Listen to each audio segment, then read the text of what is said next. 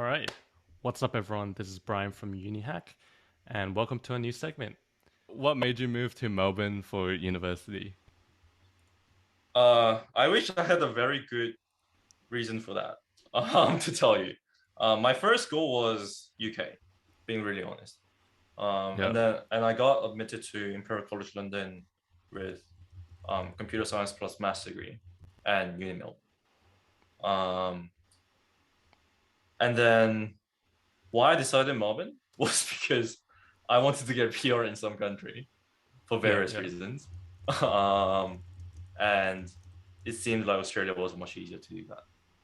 Mm-hmm. So it was more of a strategic move in terms of longevity, Yeah, not yeah. like and my life, rather than like any academic or career decision. You know, Okay. and Yeah, in high school, I don't think you can make such decisions anyway. So, yeah. so yeah. No, I mean that's totally valid. Um, and I guess I just want to ask, uh, mainly how you dealt with that move. Like, I think for a lot of international students, the main issues they deal with is firstly finding their community, and second, dealing with the potential job search, right? Because especially with being not having a PR yet or not being a citizen, there's a lot more hoops they have to jump through, and there's a lot more things to think about. So tell me about that whole experience. Right. So I came to Melbourne with zero friends in Australia, zero connections, no family members, nothing, and I was at Uni Lodge. Um, how I found the community. So it was more of a love and hate situation for me because I was at Uni Lodge, the one right in front of Unimel. I forgot the name already. And I was in this tiny room and shared the bathroom and the kitchen with like 30 people on the floor. So not a great time, but that actually bonded me with people on the same floor. We had this sense of comradeship, I guess, because we were in this terrible living condition and we were battling through together. So so so there's that. I still keep in touch with friends from there, and I still hang out with them because they're just great friends. So I guess that's how I found my community. Just Yeah. bunch of poor students um, banded up together in this living nightmare, I guess. Um, and after that, for computer science, like for my degree in computer science, I literally just randomly talked to people. It sounds strange. It's something that I've never done in my life. But if someone was alone and doing stuff or like just or doing nothing, I just said hi. And if the person was comfortable, I continued the conversation. And if the person was comfortable, I added them on Facebook or whatever. And I just tried to make a lot of acquaintances. And some of them, became friends. Some of them didn't, but I tried. I think that's how I find my community. And we ended up forming like a circle of friends where we did hackathons together, we did projects together throughout the entire uni life. Um, and we still talk to each other. We still hang out together. So yeah, that's how I made my friends. I forgot the second part of the question. No, the second part of the question was how did you deal with the impending need to search for a job after you Right, graduate? right, okay. So the strange thing is, I was kind of desperate because after my first semester, I was in a situation where I had to feed myself and pay rent by myself. So I had to work on something. So I was super mega desperate. So as soon as my first semester finished, I learned this thing called Meteor.js, which was a new fancy thing back in the day, which was like full stack web framework. So I guess that's how I prepared. I literally self studied, had no life. I just was desperate to find a job that was somewhat relevant to the field. So and I luckily ended up in this company called ClearBridge Group, who were looking for students to work on stuff, some of the projects. So I did that, and that kept me alive for a couple of months, which was great. Um, and as soon as I like that kind of put the fire out, I guess. So and after that, I prepared, as you may already know, by doing a bunch of hackathons. I've done a lot of side projects also with my friends. Um, and I tried to like go to competitions, but I couldn't because I either it was like the time you clash with my work or anything, so I couldn't really do that. So yeah, I just had it in the back of my mind all the time. I think, just like every other student. Yeah, Um, yeah, yeah. Also, the funny thing is, one important thing here is, I think it was a chain of events. Once I attended the first hackathon, I built my first professional. I built my first connections with people outside uni and people who were already working, and that led me to further connections or further referrals or something along those lines. So, so yeah, once you start the chain, it becomes a ride, and you just have to go with it. But yeah, starting the yeah, chain is going to be the hard thing. yeah. No, I love that.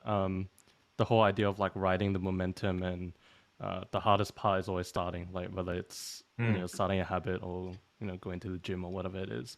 So that's Yeah. awesome. And man, like you deserve everything. Like you worked so hard. Like Thank you you. go through so much. Nah, you deserve it. Thank Um, you. yeah, yeah. Just in case you need to hear that today. Thank you, thank you. It's always it's really nice because like, oh man, there are people who just have complete oversight and just say, "Oh, you're lucky to have that." But it was always my hard work and my blood, sweat, and tears that went Yeah, into for this. sure, for Yeah, sure. so I'm really happy whenever someone tells me that I did Yeah, well. I mean it's not I easy deserve it. getting to where you got to, especially in the circumstances you were in. So, um, I guess you touched on earlier like how you weren't really sure what you want to do, and like when you talked about what you did at the hackathons, you just referred to yourself as like a general like tech guy. Um, but now, so at Google, you're a site reliability engineer, and previously at Bosch, you were an IoT engineer. So, Yep. correct me if I'm wrong, but from reading about them, what you do seems to mainly be centered on like data and like machine learning projects and all of that. So, how did you get into that, and how did you eventually find, I guess, an area that you um, found interesting and interested enough in to pursue as part of your career? So let's talk about something that students probably want to hear first. How did I pick up machine learning? um, so I did Andrew Ng's um, course in Coursera. At least back in the day, that was like the best thing to take. So I did that course, and then I ended up doing things in machine learning essentially. But let's wind back a bit. So Yeah. IoT software engineer was my first proper job that I had. I was interning for that job in my third year, and after that, I was full time at Bosch.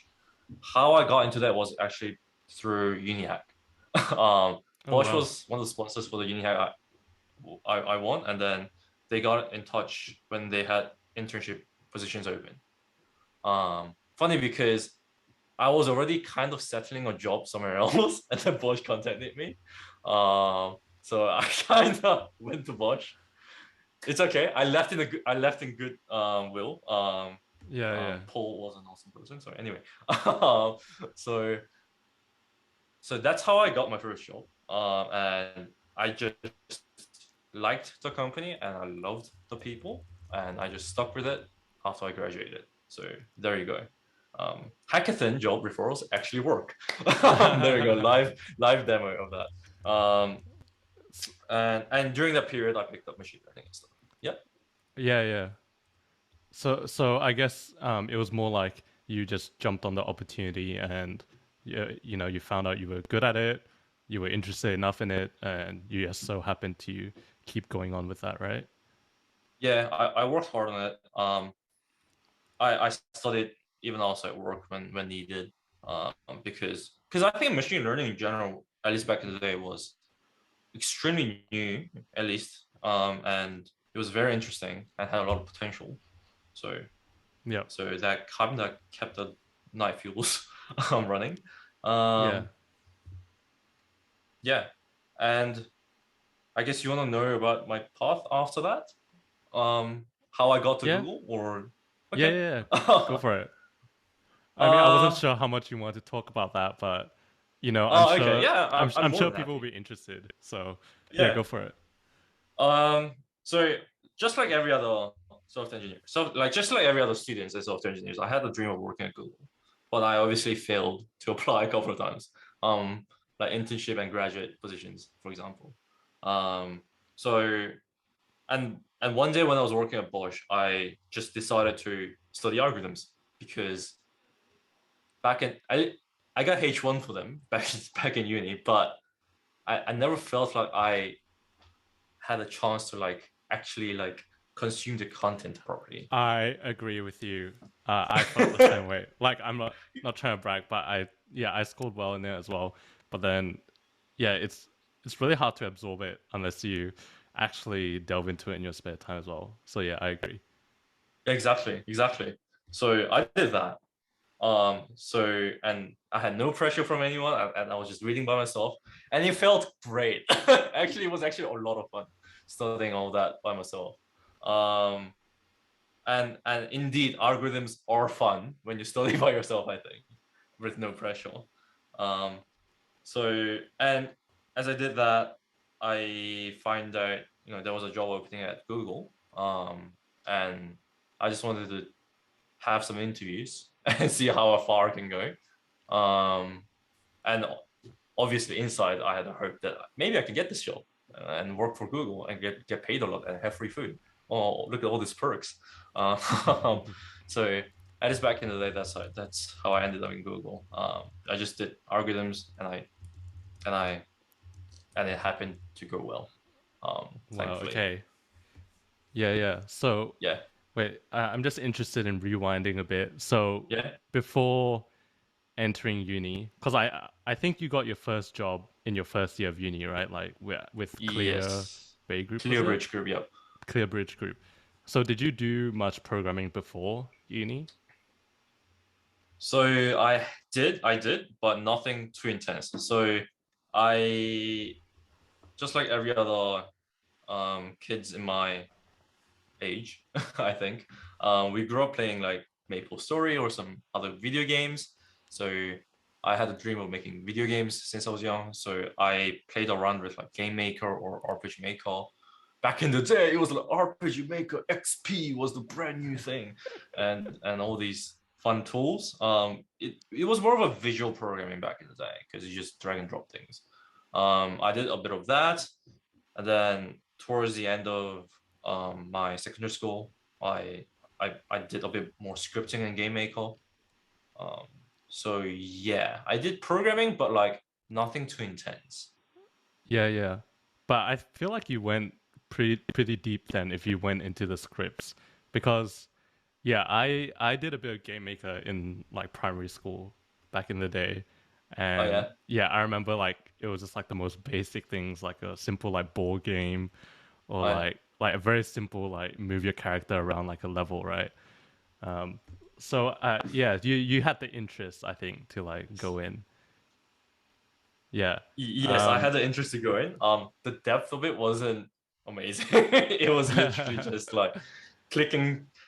My game was like, oh, you have to make sushi, so you have to like click the ingredients and stuff, and yeah. then like it had various failure states and stuff. So Yeah. um, No, that's awesome yeah. because I feel like I don't know if other students ever feel this way, but when I first started uni and I Hmm. saw other people around me, and you would see people who are really good at programming who would do really well, who go on to like get these great jobs, and then you just think like, oh, they must have been programming since they were like a kid or something, you know. But then obviously, like hearing your story, like you didn't really go deep into programming until you started uni, and then you didn't even really go deep into algorithms until you already had your first job. So Yeah, yeah, I guess so.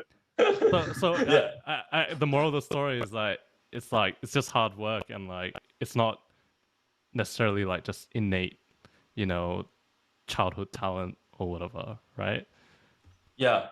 I actually, yeah, that's okay. My high school friends are gonna kill me if I say that, but I definitely agree. But I guess one thing that helped in high school was just mathematics.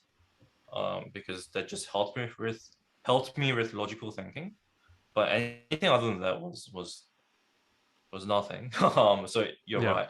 I I I worked hard in uni, and that's how I reached where I am. It yeah, wasn't anything like of a huge talent or anything. yeah, I I just I just had you know, back in school. I think back in secondary school, the most valuable thing I learned was um, slow and steady progress, like appreciating that slow and steady progress, and you know, feeling having the sense of achievement from that. So mm, that's the best thing I learned, and I just continued that throughout the uni, and it yeah, yeah. just happened. It's like the idea of all you have to do is like improve by 1% a day, and like over Mhm. time it like compounds, right? Like an Yes, exponential compound graph. interest. Yeah, like an exponential Yes, graph, and like the people who win are ultimately the people who just don't quit. Like that's just yeah, yes, well, well, that's a big generalization, but like you get what I mean. Yeah, yeah, yeah. And one thing I guess school kind of or anyone told me, so one thing I wish people told me was like working hard is not a fun process. Like movies and life tell you like, oh, like if you watch Rocky or something, it's like, oh, the a main character goes montage. through hard work and there's a montage of and with like exciting music. Yeah, Nothing yeah, of that. In reality, it's extremely cold and extremely boring and extremely quiet. yeah, So yeah, go through that endurance, and happiness will come. Yes, there yeah, you yeah, go. yeah. So I want to um, move on to like a more fun topic actually. So Oh you yeah. kind of touched on making games as being like one Oh of your yeah. childhood passions. Uh, and I saw something really interesting is you won a Dota 2 tournament as well. That is crazy. So for Yes, anyone I who did. doesn't know, Dota 2 is like a massive online game, a MOBA. Don't play it. What's that stand for? Don't play it. No, don't Uh, play it. It's toxic. Stop playing online battle Dota. arena. Okay, anyway. Yeah. So Mobile. yeah, it's kind of like League of Legends, but arguably a bit more complex. So I mean, I can appreciate that because I love games as well. But yeah, and you do game development on the side. So tell me about that. Is that Mirror Stair Studio or is it just like your indie your own thing? Uh, well, it's my own thing. Mirror Studio is such a stupid name. I shouldn't use that anymore. So it it was a studio that I just Wait, created by just hang on. Just for context, so Mirror Stair Studio is like a game creating studio, basically. So just yeah. for context for the audience, yeah, Yes, go it's a ahead. game creating studio that Max arbitrarily created. Doesn't really do anything right now. So back in the day, I had passion for gaming. So I'm making games. So I wanted to see how I feel if I work for money. Because I think doing something for fun and passion not really sometimes doesn't translate to a good job or good working experience. Yep. So that was my goal, and I did that. So we made a game for like a company, and we got paid to do it. I was like getting in touch with like my friends from Malaysia to do the work for me, Wow. to do the work. Obviously paid, um, Yeah. and organized stuff, and did all the work. That's why Mirror Studio existed. Why, and spoilers, it doesn't exist anymore because I didn't really enjoy the process. Turns out I like making games when I have the creative freedom and I can do whatever I want. Um, Hmm. and it wasn't a good working experience for me. Um, Yep. yeah. Fair. Because it's more of like a passion thing for you, and you don't want to turn it into like just work, right? Yeah, like coding or like making something is a passion for me, but it translated well. But I think the touch here is like the gaming or making music, these things have creative freedom when I do anything. So I can express myself in certain ways. Um, and expressing yourself, surprisingly, very helpful when you're like super stressed or anything. Yeah. Or when you're happy, if you express yourself, you get even happier. So so so I think playing music or making games, they were all a way for me to express myself. So hence, when it became a job, then I couldn't express myself. So it didn't work out for me, I think. Oh, what kind of music do you make? Uh, so back in school, I was in a rock band. I was a vocalist and a guitarist. um, so and I do a lot of metal growling and Oh screaming, my gosh, dude, those that's things. sick. Yeah, yeah. Is that the kind of music um, you're mainly into? yes, and I'm also into like slightly really old hip hop and like electronic music. Oh, Um, nice, so there you go. nice. Yeah, I like I like some like heavy music. Um, yeah, love electronic music as well. I did a bit of like try. My teenage dream was to be like a music producer slash DJ. Oh, So, oh yeah. and then like you said, yeah, real life hits in and decide to become a coder instead. Yeah, So, turns out the career path looks really hard, like really challenging. yeah. Um, okay, I mean, Actually, you've yeah. yeah. Go ahead. I say sorry, but like, funny thing is, my parents and my teachers in school, they always told me like, "Oh, studying is like the easiest thing. It will give you the easiest path or whatever." I don't think studying was the easiest thing because I studied things that I didn't want to study and it was a torture. But I think I somewhat agree that studying gave me a lot of easier career path because I can't imagine myself as a YouTuber or doing anything creative to feed myself Mm, because that sounds extremely stressful then and that I can't handle. yeah, So yeah, thank you, mom and dad, for yeah. forcing me to study. No, totally agree. I feel like a lot of people go through that. Um, Yeah, yeah, you've dropped like so many, I guess, gems of like knowledge and advice throughout I this whole guess. interview. No, no, you did. I mean, I felt like educated from this conversation. Thank you. So, I guess to end it with a banger, do you have any specific piece of advice or uh, tips to students who might want to get where you are one day? Get to where you are one Right. day. Okay. There are two things that helps me in life. So first thing that helped me during uni was getting into a relationship because if you date someone, they will tell you, they will observe you, they will spend a lot of time with you, and they will tell what the hell is wrong with you. And if you listen to them carefully and like learn to communicate and act on feedback, you become a better person. The other thing is you should